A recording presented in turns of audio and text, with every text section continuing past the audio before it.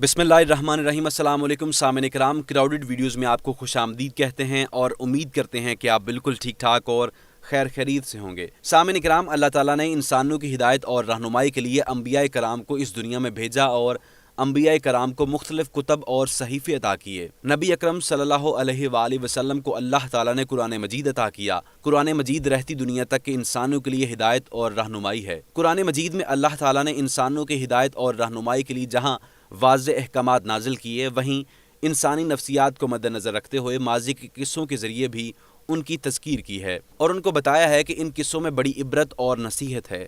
अब जो कोई नसीहत हासिल करना चाहे तो उसके लिए इसमें बहुत सामान है, और अगर कोई कुरानी कसाइस को महज माजी के किस्से कहानियाँ समझ कर सुनता है तो उसे फिर कोई हिदायत नहीं मिलती है। इसलिए कससल कुरान को महज किस्से कहानियाँ समझ कर पढ़ने और सुनाने के बजाय ये देखना चाहिए कि अल्लाह ताला ने इन किस्सों के ज़रिए इंसानों को किस बात की हिदायत दी है। सामईन इकराम, कुरानी किस्सों में से एक किस्सा असाबुल कहफ का भी है और ये किस्सा सूरह कहफ में बयान किया गया है। इस किस्से में ये देखा जाए तो ना सिर्फ ईमान वालों के लिए बल्कि हर जी शऊर और बाज़मीर फ़र्द के लिए हिदायत मौजूद है। यहाँ हम आप लोगों के सामने असाबुल कहफ का किस्सा मुख्तसरन बयान करेंगे और फिर ये देखने की कोशिश करेंगे कि अल्लाह ताला ने इसमें हमें ये हिदायत दी है और इस किस्से में हमारे लिए क्या असबाक हैं। किस्सा सुनाने से कबल ये देखना चाहिए कि कुरान मजीद में अल्लाह ताला ने असाब-ए-कहफ का जिक्र क्यों किया है। मुफस्सरीन ने इसकी वजह नज़ूल ये बताई है कि कुरैश मक्का ने अपने दो आदमियों को मदीने के यहूदियों के पास भेजा के यहूदी अहले किताब हैं, इसलिए उनसे मोहम्मद सल्लल्लाहु अलैहि वसल्लम की बाबत दरियाफ्त करो कि वो क्या कहते हैं। ये दोनों अफराद मदीने के यहूदी उलमा से मिले और नबी अकरम सल्लल्लाहु अलैहि वसल्लम के हालात और औसाफ और तालीमात बयान करके आप सल्लल्लाहु अलैहि वसल्लम के मुतल्लिक उनकी राय मालूम की। उसके जवाब में यहूदियों ने उनको बताया कि तुम मोहम्मद सल्लल्लाहु अलैहि वसल्लम से ये 3 सवालत करना कि एक, अगले ज़माने के उन नौजवानों असाबुल कहफ का किस्सा क्या था, दूसरा ये कि इस शख्स के बारे में मालूम करो जिसने पूरी दुनिया का चक्कर लगाया था और मशरिक और मगरब से हो आया था, जबकि तीसरा सवाल रूह की माहियत के मुतल्लिक था। बाज़ उलमा के मुताबिक तीसरा सवाल हज़रत मूसा और खिज़र अलैहिस्सलाम के मुतल्लिक था और सूरत के मुताले से भी यही बात मालूम होती है।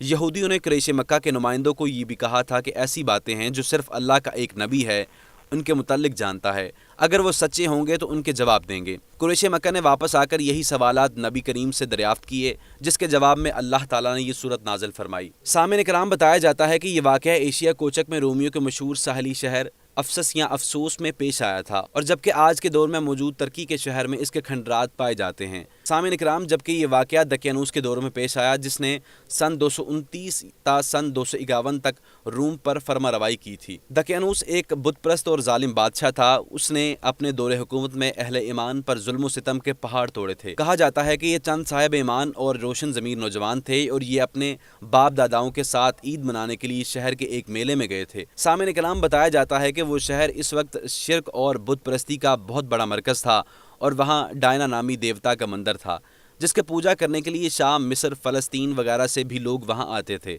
उन नौजवानों ने वहाँ शिरक और बुत परस्ती के जो नज़ारे देखे थे उनका दिल खट्टा हो गया था और उनके दिल में ख्याल आया कि इबादत तो एक अल्लाह की होनी चाहिए, अल्लाह के नाम पर होनी चाहिए। बस ये सोचकर ये लोग इनफरादी तौर पर इस मेले से अलग होकर एक दरख्त के नीचे आकर बैठने लगे। पहले एक आया, फिर दूसरा, फिर तीसरा, इस तरह ये लोग एक एक करके जमा हो गए। अगरचा इन लोगों में कोई तारुफ न था, लेकिन ईमान की रोशनी के बायस ये लोग एक जगह मिल गए और इब्तिदा में ये तो सारे एक दूसरे से डर रहे थे कि कहीं ऐसा ना हो कि मैं इनके सामने अपने दिल की बात रखूं और वो किसी को बता दे। बिलाखिर उनमें से एक ने कहा कि दोस्तों, कोई तो बात है कि हम सारे मेले ठेले और फजूलियात को छोड़कर यहाँ आ बैठे हैं। मेरा ख्याल है कि हर एक अपने दिल की बात बताए कि किस चीज़ के बायस उसने अपने बाप दादा और कौम के इस मेले और रिवाज को छोड़कर यहाँ आने में आफियत समझी। इसके जवाब में एक ने कहा कि मुझे तो अपनी कौम की रस्म बिल्कुल नहीं भाती।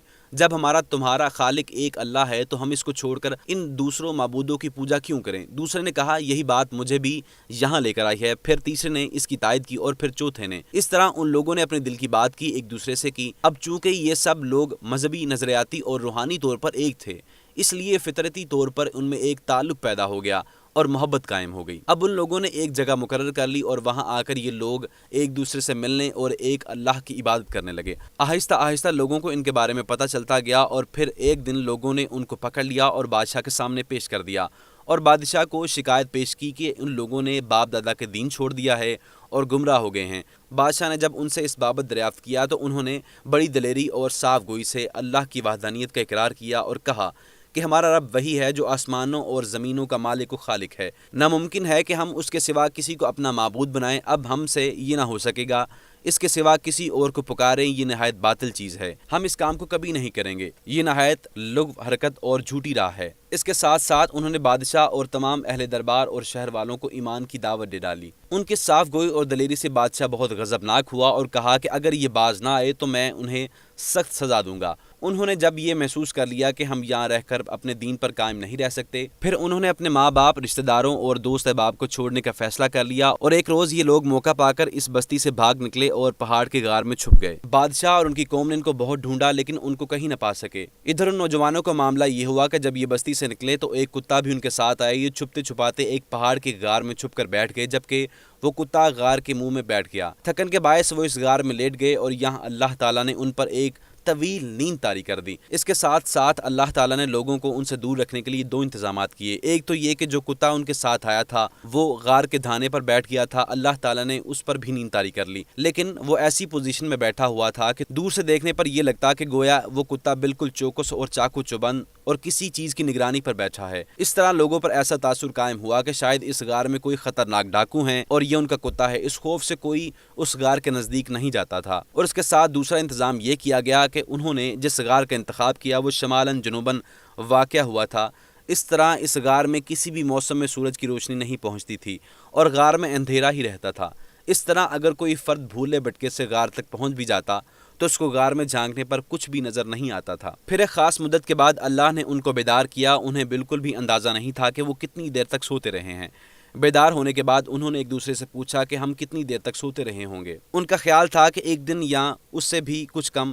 بہرحال اب ان کو بھوک محسوس ہو رہی تھی، اس لیے انہوں نے بازار سے کچھ کھانے پینے کا سامان منگوانے کا ارادہ کیا۔ ان کے پاس کچھ درہم تھے۔ انہوں نے وہ اپنے ایک ہوشیار ساتھی کو دیتے ہوئے کہا کہ وہ جا کر بازار سے کچھ لے آئے، لیکن اس کے ساتھ ساتھ یہ نصیحت بھی کی، دیکھو ذرا احتیاط سے جانا، ایسا نہ ہو کہ بادشاہ کے لوگ تمہیں دیکھ لیں اور ہم لوگ پھر پکڑے جائیں اور اس طرح وہ لوگ ہمیں دوبارہ اپنے دین میں داخل کر دیں۔ یہ نوجوان جب سکے لے کر بستی میں داخل ہوا تو اس سے سب کچھ بدلا بدلا محسوس ہوا۔ گھر بار اگرچہ ویسے ہی تھے لیکن شہر کا نقشہ ہی بدلا ہوا تھا۔ کچھ سمجھ میں نہیں آ رہا تھا کہ یہ ماجرا کیا ہے، کیونکہ اپنے تئیں تو یہ لوگ ایک دن سے بھی کم مدت سو رہے تھے۔ اس نوجوان نے سمجھا کہ شاید میری طبیعت ٹھیک نہیں ہے اور مجھے جلد از جلد سودا لے کر اس شہر سے نکل جانا چاہیے۔ ایک دکان پر جا کر جب اس نے سودا لیا اور وہ سکے دام میں دیے، قدیم سکے دیکھ کر دکاندار حیران رہ گیا اور سمجھا کہ اس کے پاس کوئی پوشیدہ خزانہ ہے۔ اس نوجوان نے استجاب سے جواب دیا کہ یہ سکے تو ہمارے ہی ہیں اور ہم کل شام کو تو ہم لوگ یہاں سے گئے ہیں، یہاں کا بادشاہ دقیانوس ہے نا۔ یہ سن کر تمام لوگ ہنسنے لگے اور اس نوجوان کو پاگل سمجھنے لگے کہ دقیانوس تو مرے ہوئے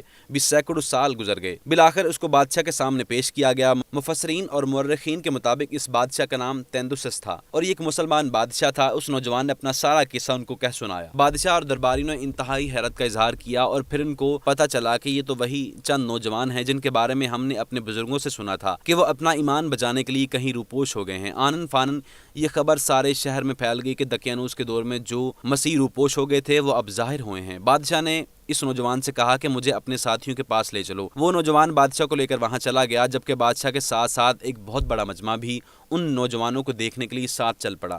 غار کے پاس پہنچ کر اس نوجوان نے اپنے ساتھیوں کو سارا قصہ بتایا اور جب ان نوجوانوں کو یہ معلوم ہوا کہ وہ طویل عرصے تک سوتے رہے ہیں تو انہوں نے اپنے دینی بھائیوں کو سلام کیا اور دوبارہ لیٹ گئے اور ان کی روح جسد خاکی سے پرواز کر گئی۔ اب لوگوں میں دو گروہ بن گئے۔ ایک کہتا تھا کہ اس غار کا منہ بند کر دو اور ان لوگوں کے ان کے حال پر چھوڑ دو، اللہ ہی ان کا معاملہ بہتر جانتا ہے، جبکہ جو لوگ اس قوم کے معاملات میں غالب تھے انہوں نے کہا کہ ہم تو ان کی قبر پر ایک مسجد عبادت گاہ بنائیں گے۔ سامعین اکرام، یہاں ان نوجوانوں کا قصہ ختم ہو جاتا ہے۔ اب ہم یہ دیکھنے کی کوشش کریں گے کہ اس قصے میں ہمارے لیے کیا اسباق ہیں۔ اس قصے کے ذریعے ہمیں یہ سمجھ آتی ہے کہ اگر کوئی فرد اللہ پر ایمان لاتا ہے تو اب اس کو اپنے دین پر، اپنے ایمان پر ثابت قدم رہنا چاہیے اور آزمائش سے گھبرانا نہیں چاہیے اور نہ اس بات کو دیکھنا چاہیے کہ باپ دادا کا طرز عمل کیا تھا۔ اگر باپ دادا کا طرز عمل غلط تھا تو محض ان کی تقلید کر کے، آنکھیں بند کر کے ان کے رسوم و رواج کی پابندی نہیں کرتے چلے جانا چاہیے، بلکہ ایسی فضولیات سے گریز کرنا چاہیے اور ان سے اعلان برتنا چاہیے۔ آج ہماری مشکلات کی ایک بڑی وجہ یہ بھی ہے کہ ہم اپنے خاندانی رسوم و رواج کے پابند ہو کر رہ گئے ہیں۔ ہم نے احکام عالیہ پر رواجوں کو ترجیح دے دی ہے، زیادہ دور جانے کی ضرورت نہیں ہے۔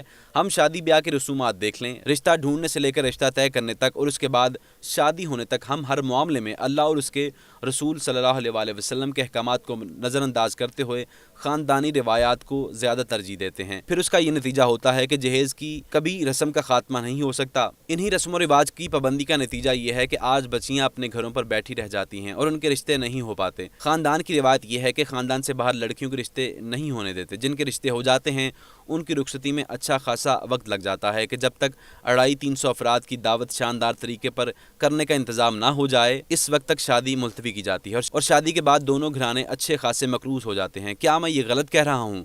یہ ساری باتیں اس لیے ہیں کہ ہم نے اللہ کے احکامات کو نظر انداز کر کے رسم و رواج کو اپنا لیا ہے۔ سامعین کرام، امید کرتے ہیں کہ آج کی ویڈیو آپ کو بہت پسند آئی ہوگی۔ اگر ابھی تک آپ نے ہمارے چینل کراؤڈڈ ویڈیوز کو سبسکرائب نہیں کیا تو آپ سے ریکویسٹ کرتے ہیں کہ آپ ہمارے چینل کراؤڈڈ ویڈیوز کو سبسکرائب کریں تاکہ آنے والی جو ویڈیوز ہیں آپ کو وقتاً فوقتاً ملتی رہیں۔ بہت شکریہ۔